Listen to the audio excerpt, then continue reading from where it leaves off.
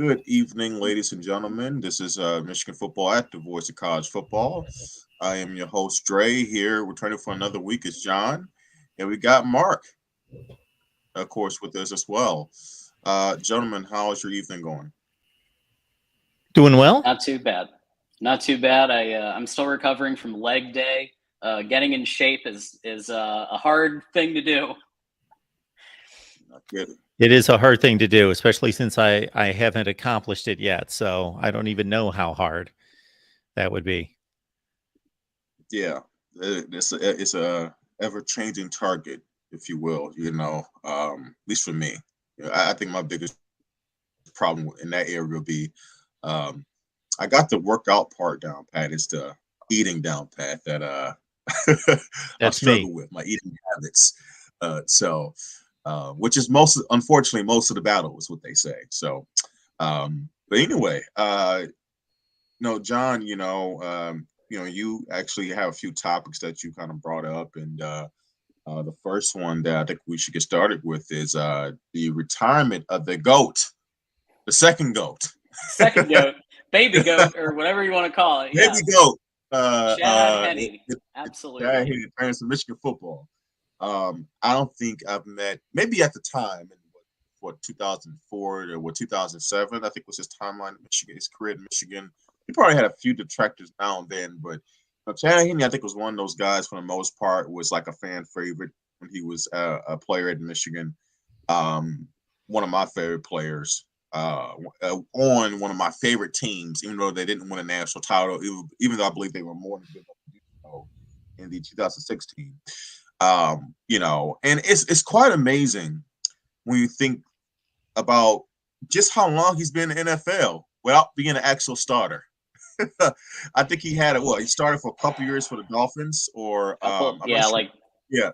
couple games, for the here and there, Dolphins, couple games for Jacksonville when right, for relief pitching, so to speak. Right.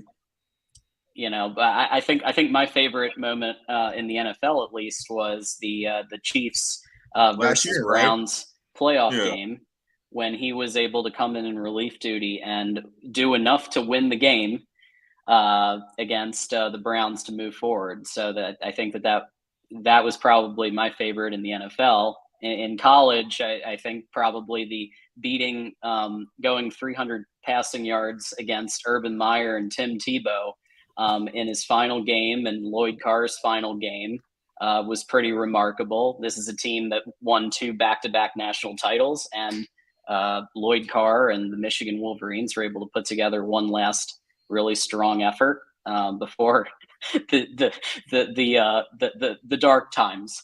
Right. So we have one last good one for the that was a great game. Yeah. It was like a 41-35 game, entertaining game. So I have good memories of that game because I was actually rooting for Michigan. People don't believe that, but wow, I root for Michigan in every bowl game.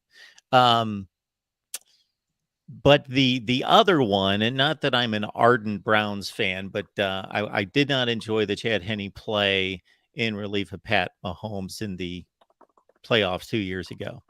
Again, not a heartbreaker. I'm not that attached to the Browns, but I was rooting for the Browns. But I did admire him coming to the game and doing just enough and making some key throws to pull that off. And then the 4th down play against the Browns, he had to save the game. Yeah. And you guys might be surprised how many starts Chad Henne made in his career. Well, yeah. What's Can I your give guess? a number? 25. I was going to go more or less 30. 54. Wow. Really? Wow. Okay. Yeah. So has he had I'm pretty sure he had a full season with the Dolphins. I think he got started with the Dolphins, right? So was it a full starting He pretty year? much had 2 full seasons. He started 13 and 14 games in 09 and 2010. Mm-hmm. Okay. Yeah. Okay. That's what gave it a bump. But you know what's amazing, guys? Honestly, I'm not even going to. I found NFL pretty good, and I really forgot he was still in the league. I really did. Until when he came into relief for Pat Mahomes, right, years ago, I really did forget that he was still in the league, and I lost track kind of where he was where he was being a backup for a while. But you know what?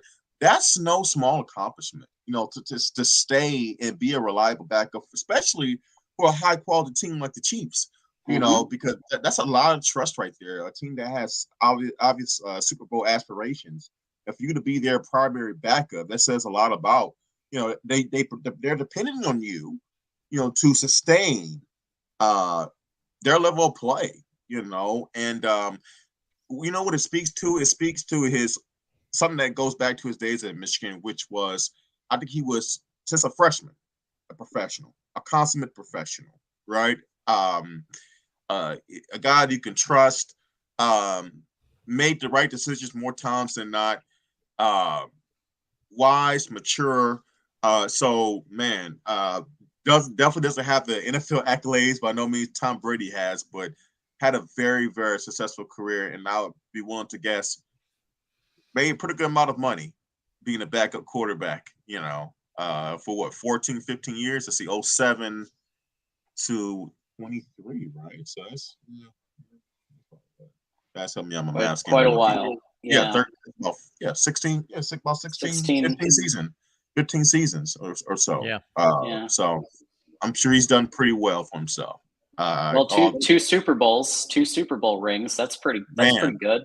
Yeah, and participated, which is rare for a backup quarterback. Had a role in that, right? I think was it the year that they won it?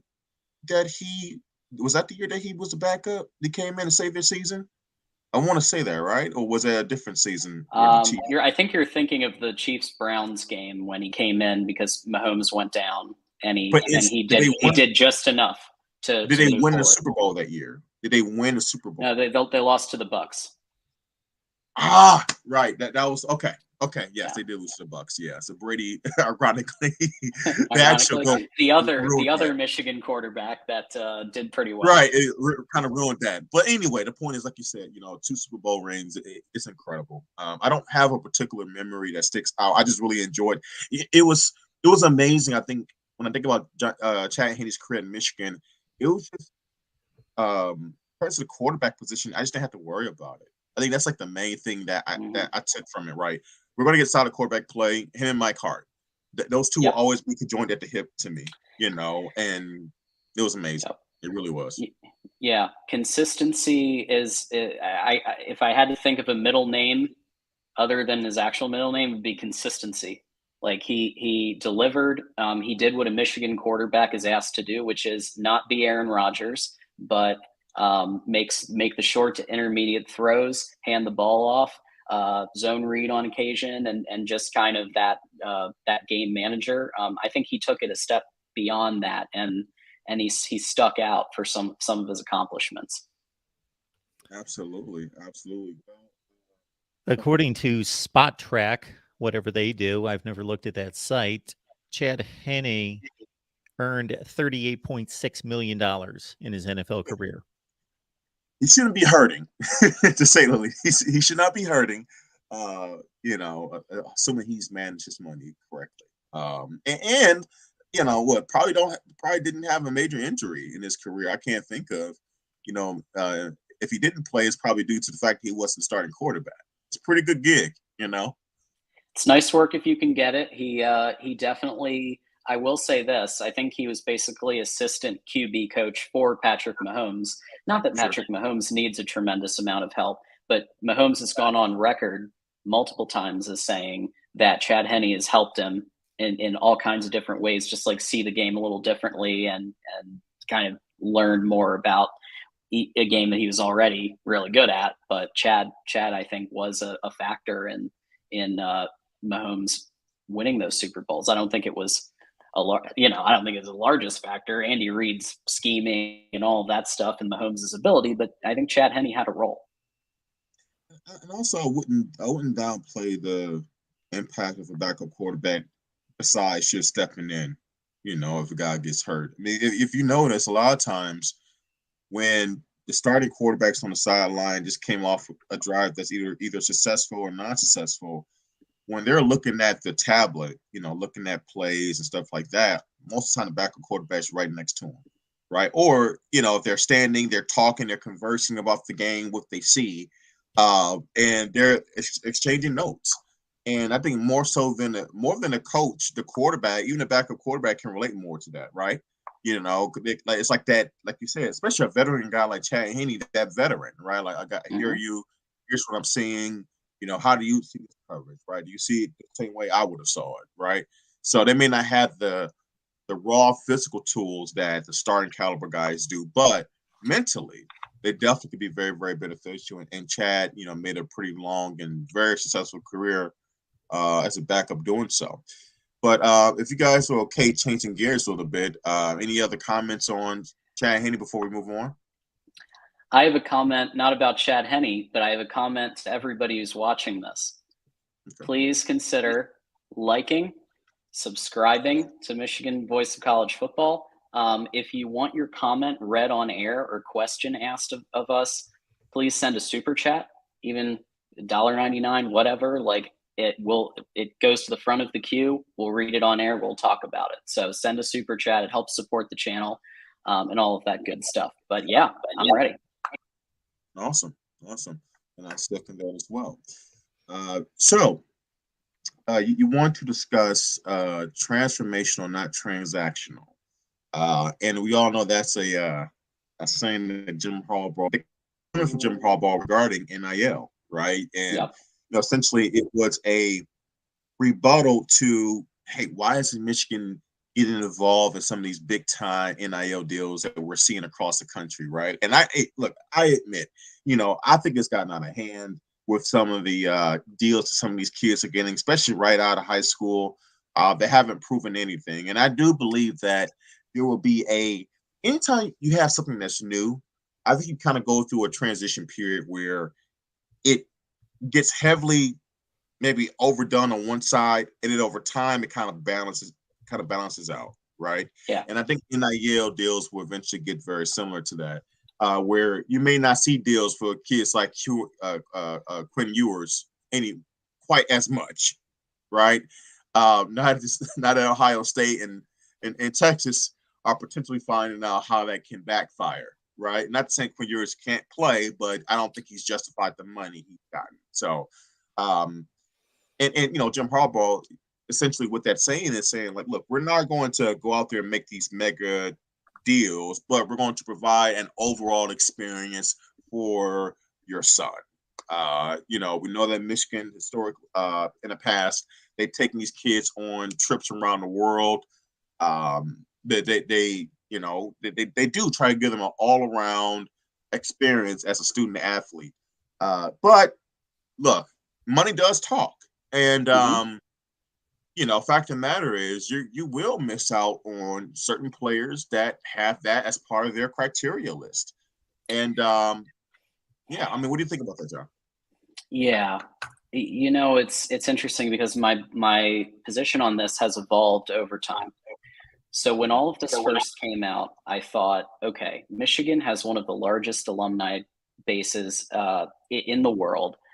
The amount of money, the amount of people in powerful positions who can donate and who can do stuff, it's one of the top, I'd say, in college football. The issue has been the channeling of that has not always been the best, right? And so my initial position was like, okay, well, where's the programmatic approach of, okay, if you're a linebacker, you get X. If you're a running back, you get X. Like Iowa apparently has, according to Cade McNamara, who was on the Jordan Palmer podcast and said, every position gets X dollars. Like, there is a systematic approach. So my position was originally, well, let's do whatever it takes to get 5 stars in the door. And then I saw Texas A&M and Miami not even make a bowl game. And they had all kinds of players getting bags and 5-star talent. They don't even make a bowl game. And then I think maybe there's a middle ground, because, I'm part of 2 NIL collectives myself. Like, I'm part of MGO DAO as a marketing assistant community leader. And I'm also part of the Ann Arbor NIL club. So, like, I try to pitch in where I can to help out. But I think that my position now is, for most players, transformational makes sense, right? 3-star, 4-star. You don't want to generate the big ego coming in your first day. people talk in the locker rooms. And if you're coming in, you're getting some of these absurd amounts that we're hearing about. You might have a target on your back a little bit and may not be the best experience. Instead, earn it, right? Earn it on the field. So I understand that. But then there's a player named Jaden Davis, who is a quarterback that is currently being courted by the likes of a certain team. Mark knows the Ohio State Buckeyes. There's Tennessee that's in play. Clemson was reportedly in play. UNC was in play. And I have a feeling there's going to be some sponsorship packages that are saying, if you have a residence in Columbus, if you have a residence in wherever city, and you want, and Dunkin' Donuts and whoever are the people, here's your $1.5 million package. And here are the sponsorships that we've lined up. This is what you can expect to make first year, right?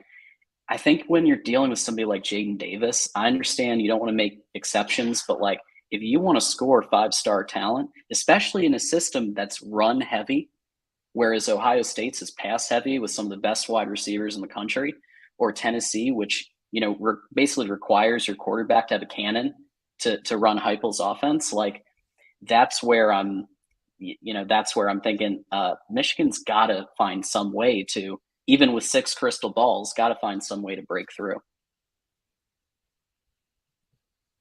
Yeah, it's, and I get it. You want to pay proven talent, and obviously, if we all can, we all want to see things first before we fully commit assets to anything. I think that's a smart way to go in general. But look, scouting and recruiting is just it's the same thing. Recruiting and scouting is all the same thing, whether it's a college or professional level. It's all projection, right? You see raw ability and you're projecting what it's going to be.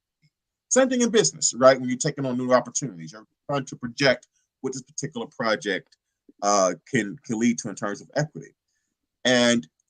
But you do have to be willing to take risk, right? And because if it does work out, right, then it's awesome, and it takes you to a whole nother level. And I think when you get to hold yourself with more of that limited mindset in terms of NIL, Mm-hmm. you don't allow yourself to take those big swings, right?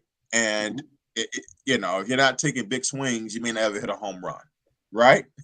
And I think Michigan's been, I think Michigan's been really good at what we talked about last week, John, with player development, right? So I'm using baseball analogy, so please follow me. But they're good for hitting, their singles and doubles and and moving guys and runners around the bases, but they don't really hit a lot of home runs. They have gotten a handful over the last couple of years, but I'm talking about player acquisition, 5-star premium talent across the country. I just think for sustainability and also to take that next step to win a national title, you gotta hit a few home runs here in terms of players, and that's just my only fear. I understand the measured approach, but I don't know, man. With the brand that Michigan has, I really, and the connections that we have, I just think that it's a man. We're just missing out on some pretty high premier talented players. So, and there are steps. So I will say this: there's been baby steps. So in addition to the 4 NIL collectives that people can contribute to, the One More Year fund that our buddy Justin Rowe, he's the director of partnerships for Valiant, and so that raised a bunch of money for Corum, CJ, Keegan, and Zinner. And guess what? They all came back. Now, I don't think they came back just for the coin. I think they came back because they want to win a national championship, but they came back, right? The same is true with just some of the Learfield Allied partnership that just was announced a few weeks ago, where for the first time they've actually allowed Michigan logos and paraphernalia to be used. So are there baby steps happening? Yeah, but I think it's going to come down to an AD discussion, which we're going to be talking about soon.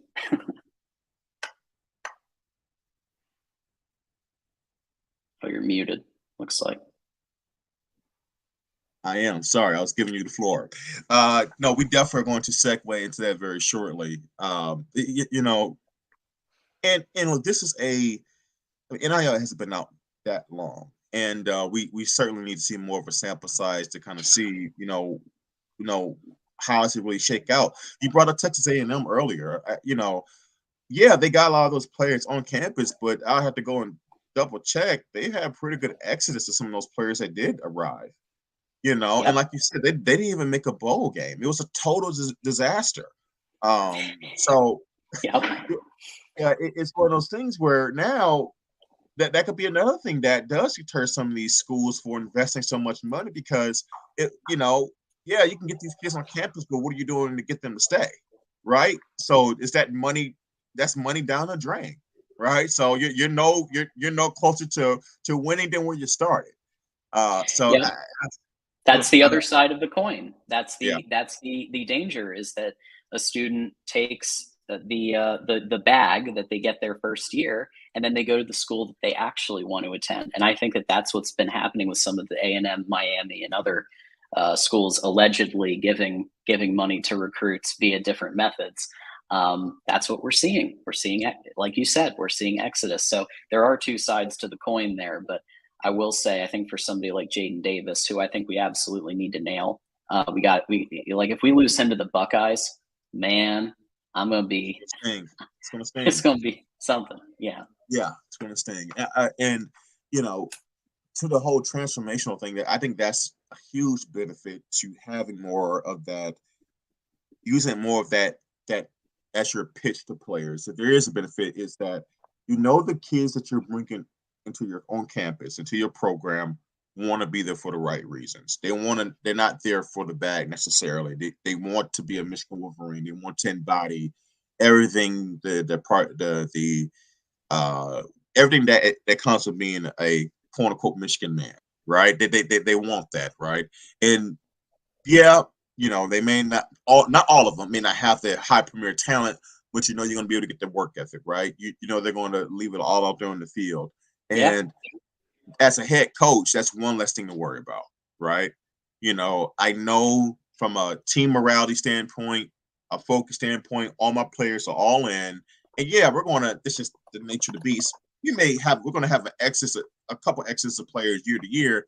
That's just how the landscape is going to be. But for the most part, the kids that come here want to stay here and be successful here compared to when you're going in money first and not knowing that this kid is really bought into what it is like to be at Michigan. Do you really want to be here, right? And everything that comes with being, you go, here's the point, you go throw a bag to a kid down in Florida, right? He comes up here, and he's like, oh, I don't like the cold weather. I don't like it here. I'm far away from hmm home.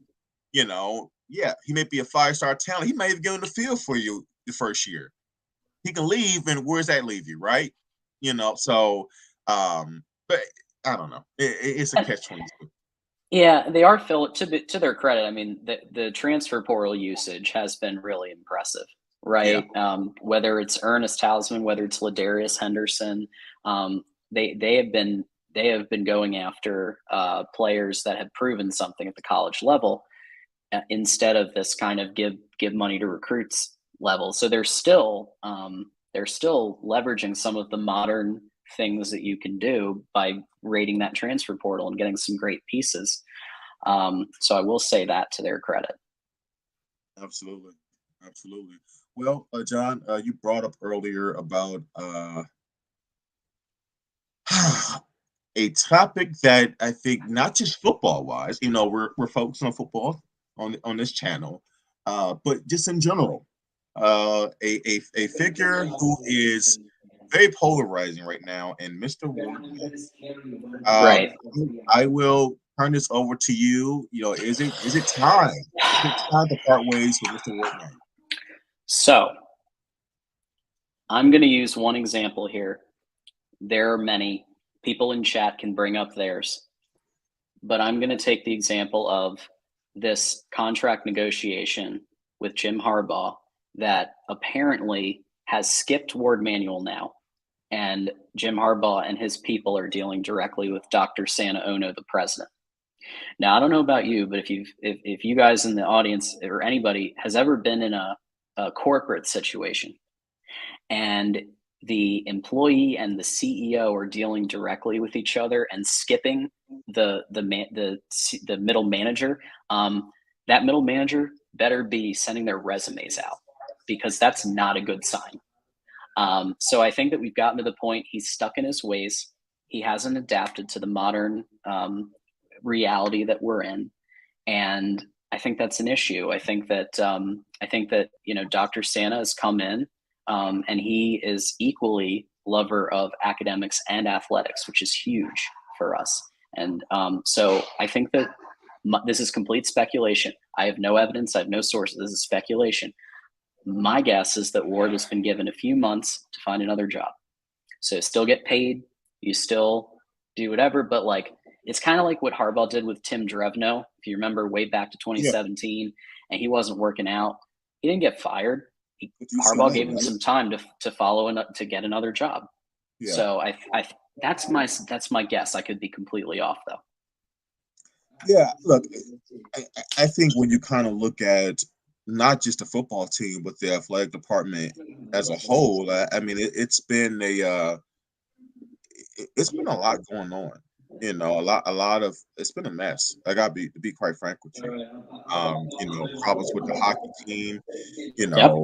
Trying to Basketball. hire back Red Berenson, who's like 80 something years old.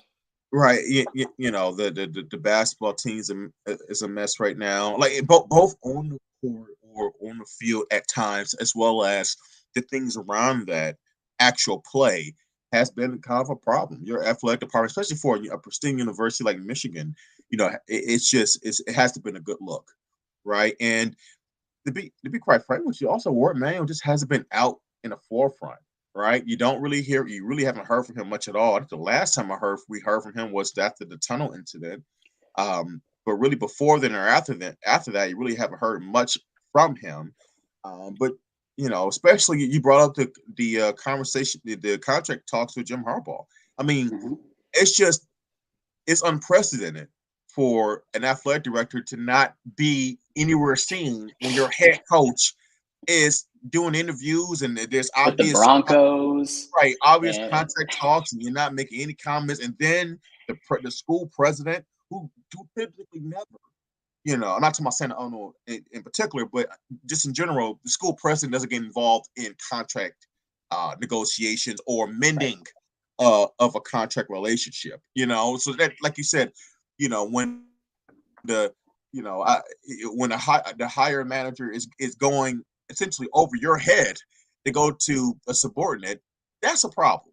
And it definitely sticks out. And it's like, well, either Ward is just not doing his job, or he's doesn't have a job potentially, and he just kind of still has a title, but kind of looking for the next move. So right, once again, we're speculating, but it's definitely fishy. well, I have read some sources that did say that there was a $9.5 million a year offer on the table that Harbaugh was planning to sign, but for some reason Ward kept playing games with it. And I read this in a couple different places, so I believe that some variant of that might have happened, where some bridges might have been burned.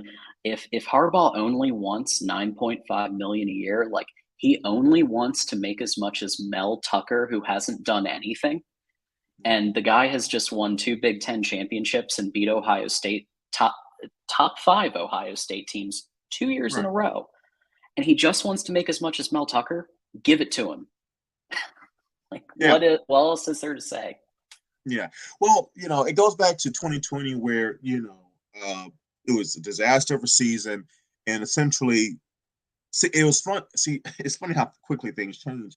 I didn't have a problem at that time with amending of Harbaugh's contract, essentially putting in these incentives where he got a reduction in pay, but if he would have hit X, Y, and Z in incentives, he got his normal contract, if you will, right? Or his previous money. Because I felt like he was at a proven time in his career at Michigan. I thought that was fair, right? Before the 2021 and 2022 football seasons happened. Now that they have, he has proven it. He has restored his status as a I don't want to get semantics here. Top 5, top 7 coach in the game of football, college football. Yes, Yeah. he is absolutely ridiculous. It has nothing to do with Mel Tucker in general, but he should be paid at least as much as Mel Tucker is. That's just the price of a big time head football coach. It just is. Well, think about it. So, of course, you got to put the multiple national title coaches above him, like Nick Saban. Of course, I'd call him the GOAT of the modern era. Kirby Smart might be the next top head coach, Yeah, but he's definitely in there. You could consider Dabo Sweeney with 2 national titles and what he's accomplished. But then you kind of think, okay, who? Then you look at Ryan Day and Jim Harbaugh, and Ryan Day won a playoff game, but Jim Harbaugh has won the most recent 2 Big Ten championships, the most recent 2 Ohio State games, and has a longer tenure of winning, average 9-10 wins a season, which I know isn't as good as Ohio State, but like Brian Day just doesn't have that same body of work. So I'd put him right there. And then who else? Jimbo? Brian Kelly, who hasn't won a title yet? Honestly, man, Jimbo Jimbo has been riding on the high of that 2013 national championship for quite a while.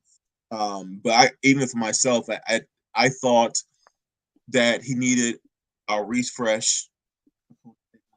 At the time, I thought it was a good hire for Texas A&M, but now the luster, the bloom is kind of off the rose for him. And let's go hire Bobby Petrino. How about that, Trey? Let's go hire Bobby Petrino to call the plays.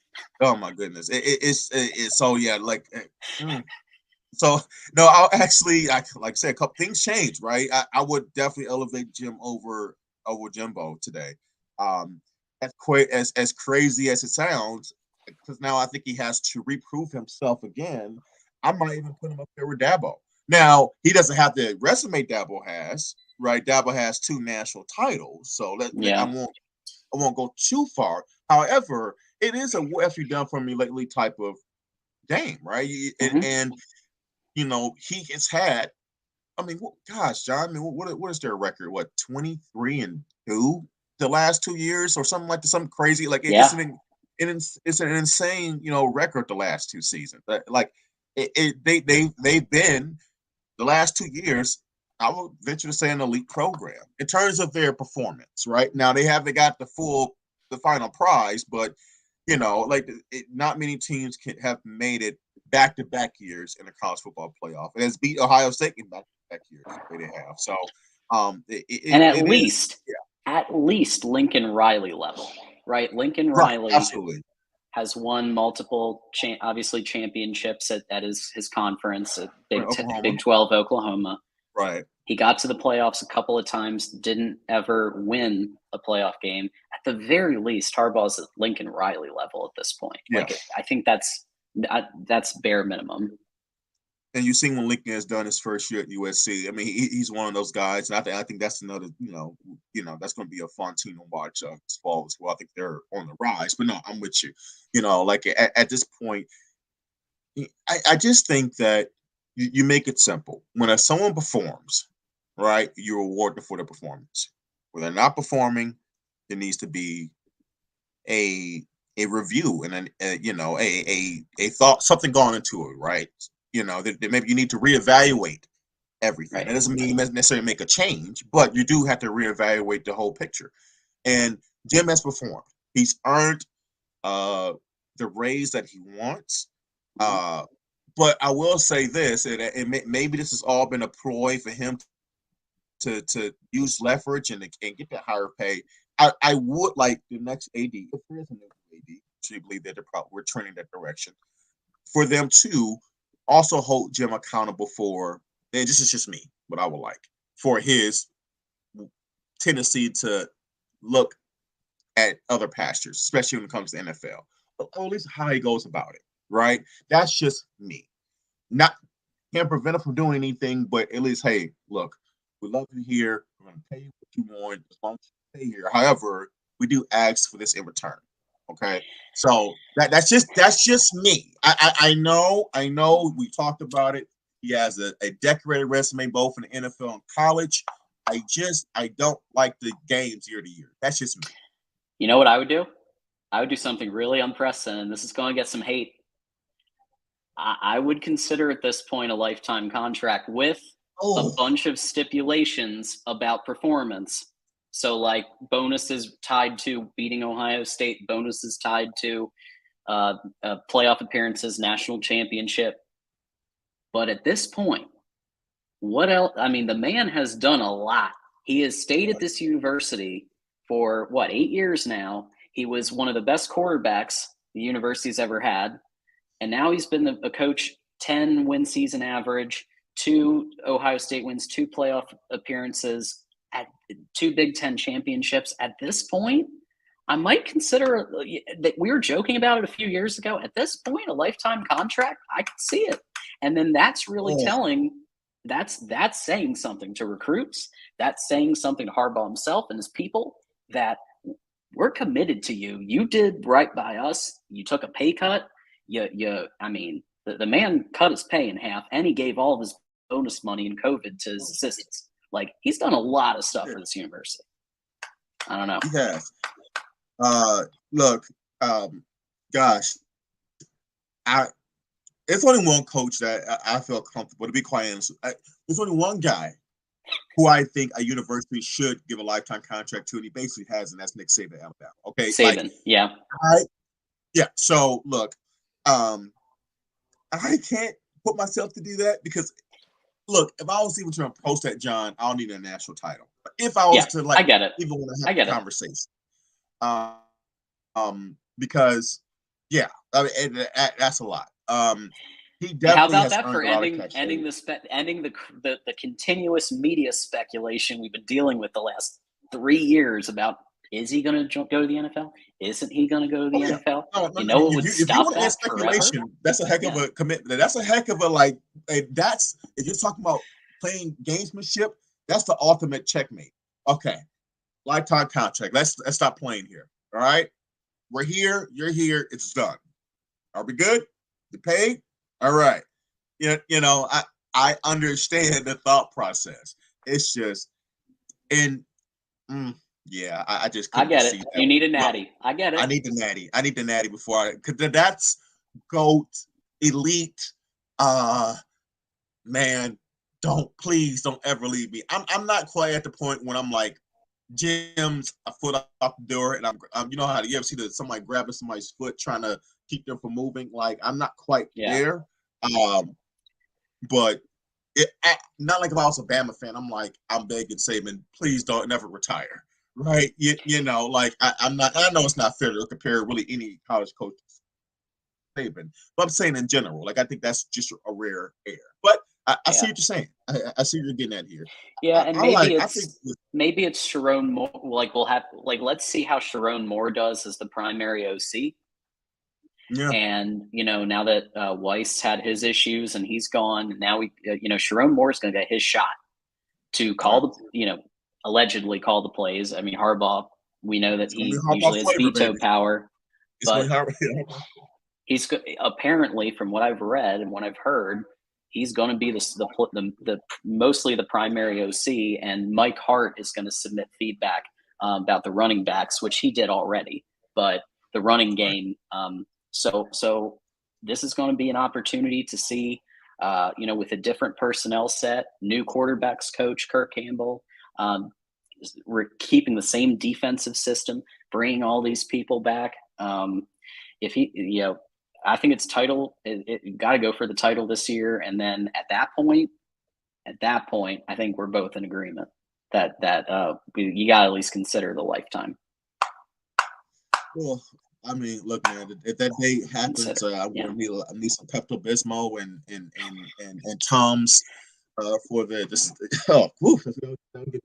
indigestion. Just think that's a tough one to deal with. But look, man, I'm all for rewarding performance. But I also think that you can also consider options such as whatever I don't know, the newest contract signed in the industry. Like in NFL, it's always like every quarterback. It's like this quarterback is the highest paid quarterback in the history of NFL every year, right? So like maybe something like that where it's like, let's say it was a year that Mel Tucker got 9.5, something like that. All right, Jim, Mel just got 9.5. We're gonna bump you up to 10, or something like that. I can see a contract kind of like Leighton, like whatever the newest deal is, we'll bump you up a certain percentage higher than that, right? Or a certain dollar amount higher than that. I feel a lot more comfortable than that. I don't think I'll ever feel comfortable getting a head coach that, which they have a ton of power to begin with. That's a ton of power. You essentially lose all your leverage as a university when you do something like that. But hey, man, I like where your head is. Let's see something here. Yeah, I think that, I mean, there's a few coaches that have it in basketball because I was looking it up. Like, okay, is a lifetime contract something that is real? Like, are people doing it? And I saw a couple in basketball.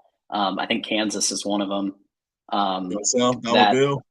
That have a lifetime contract. So I agree with you. Saban should probably get that first if we're going to do that. Because Saban's, in my opinion, the undisputed GOAT of the last century, or at least the last 50 years since Bear, at the very least. But I think you got to look at it if especially if the wins keep happening. Out of curiosity, I know Mark was asking about this earlier, but like the ceiling and floor. Yeah, he was asking, talking about the ceiling and floor discussion. What do we think the ceiling of the team is? What do we think the floor of the team is? Yeah, I was looking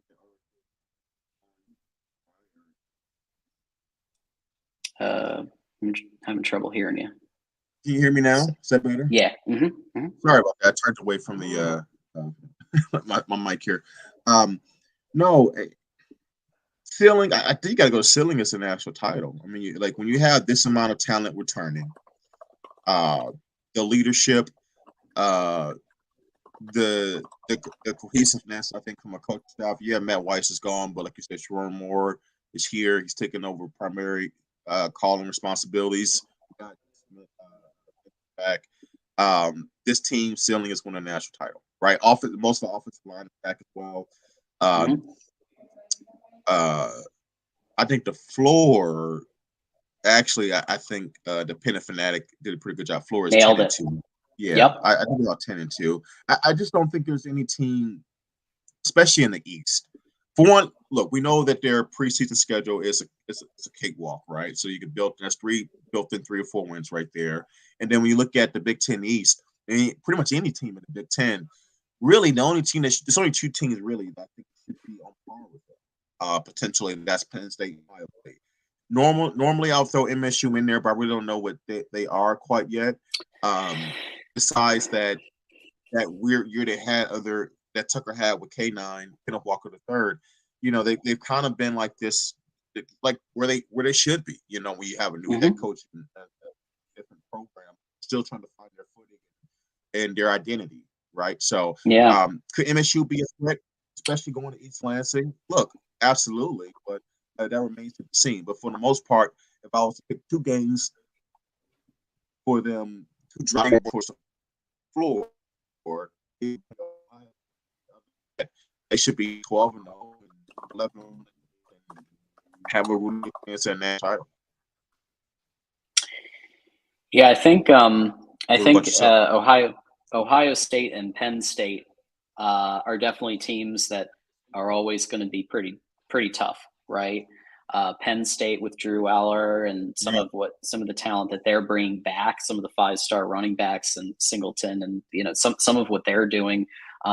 It's going to be at Happy Valley. That's never a fun experience for Michigan fans or Wolverines. And then of course too. Whiteout. You got Ohio State, even though it's at the Big House. Ohio State's a mega talented team. They're always going to be. They scared Georgia and probably should have won the playoff game. They're going to have a new quarterback situation. So, will the new quarterback, whoever it winds up being, it might be McCord. I don't know. But whoever that new quarterback is, will they gel with the wide receivers? We don't know. But Ohio State's wide receiver, they're going to be terrifying. They are. They always will be. But So I'd say I agree completely with Dependent Fanatic and you, Dre. I think we're all in agreement here. 10-2 is the floor, with a drop to maybe Ohio State, maybe Penn State, or a surprise like a Michigan State or even a Maryland. I mean, Maryland always looks good every so often, and maybe wins a game they shouldn't. So it's possible, and I agree that the ceiling is national title. Blake Corum's back. I think you could argue that Blake Corum would have won us the TCU game, because I think he would have made a couple of cuts and a couple of things that, just as good as Edwards is, I don't think he can do. And so, yeah, I think at least we would have made the Natty. I don't know if we would have won the Natty, but I think we would have made the Natty game. And then, so he's coming back, Zinner's coming back, Keegan's coming back, CJ's coming back. And I'm really excited about Darius Clemens. I think he's going to really, I don't know if you watched the spring game or remember the spring game. He made some lights out catches in the spring game. Mm-hmm. So it seems like he might be a starting wide receiver in 2023. So I think the ceiling is absolutely national title and should be. Yeah, agree. I agree with you here. Let's Toast Media said, is Natty or Buzz going 10-2 or another first one loss would be detrimental to the program? I wouldn't say detrimental. I think anytime you get to the playoffs, it's always a boost to the program. I mean, that's another year of you being on a national stage, and being one of a few teams. Now I know that with the CFP eventually, but still, you're one of a few teams. That's a grand stage, right? And I think getting there in itself is always an accomplishment.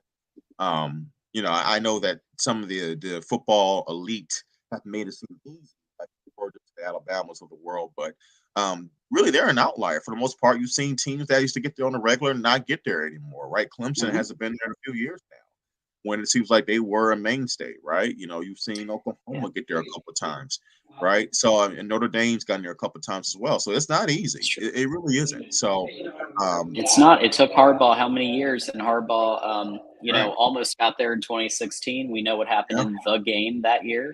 I would argue Michigan got robbed.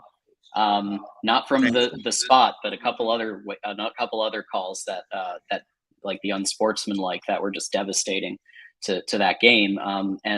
So there were so many almosts that finally these last 2 years Michigan was able to break through. But it is, like you said, it is really hard. And even Clemson struggled, and even Alabama didn't get it this year. So even they themselves, it just seemed like they were untouchable. They were perfect. No, they're not. And back to Let's Toast made another comment, but Dre, Clemson won with 2 chips. Absolutely. Yep. I'm just saying I wouldn't use the word detrimental. I would say disappointing. Like if you were to let's say that happened, right? They had a repeat last year. They even with Blake, let's say Blake stays healthy. Obviously, their main core player stays healthy, right? So nothing goes off the rails. But the results are the same. They win the Big Ten. Whoever they play in the first round, they fall short, right? And Blake. Let's say after that, of course, Blake's gone. Donovan goes to NFL. Who knows what JJ would do? Whatever, right? So we will look at the following year, saying maybe they take a step back. You'll look at a 3-year span where it's like, man, we had some pretty good teams and we never won a playoff game or a national title. Would it feel a little bit like, man, that's a disappointment? Sure. I'll be lying if I said it didn't feel like a slight disappointment. But I would say detrimental. Because detrimental would say, to me, speaks more towards it hurting your program. And I don't see making a playoff ever hurting your program. So I just disagree with the word that Let's Toast use. Absolutely. All right. So, John, we're about close to the wrap of the show. Anything that you want to add before we wrap here? No, I mean it's great to be here, man. This is fun times. Definitely for those of you who haven't subscribed yet, subscribe to Michigan Football at the Voice of College Football. Also, if you like Mark's content, which he puts out on 25 different channels and 100,000 subscribers around his network, listen, join the Patreon. It's $5, and you get so much with the Patreon. It's crazy. So you get, obviously, like, you can request custom videos made. That's huge. No, most people don't take advantage of that. You should. Chat 24/7, 365. We always have such a great time in the hangouts, and like, I've made so many friends and have gotten on shows based on just being in the Patreon. It's ridiculous. And like, it's just so many people who are excited about college football, who talk it year round, who are in the Discord chat. There's just so many things. We have our college football after dark show that we're doing special episodes right now whenever there's something to talk about, but I'm sure we'll be doing more of that. And you get to be on the panel. As long as you're if you're a Patreon member, you can be on the panel. These are just some of the things you get for $5 freaking a month. So I would recommend checking it out. Awesome. So please, people, do that. Join the Patreon, subscribe to the channel. Definitely, John, we'll look to have you on more and more. It's always a pleasure. It's always a pleasure. But with that, everyone, I wish you a pleasant evening, and go blue as always. Go blue.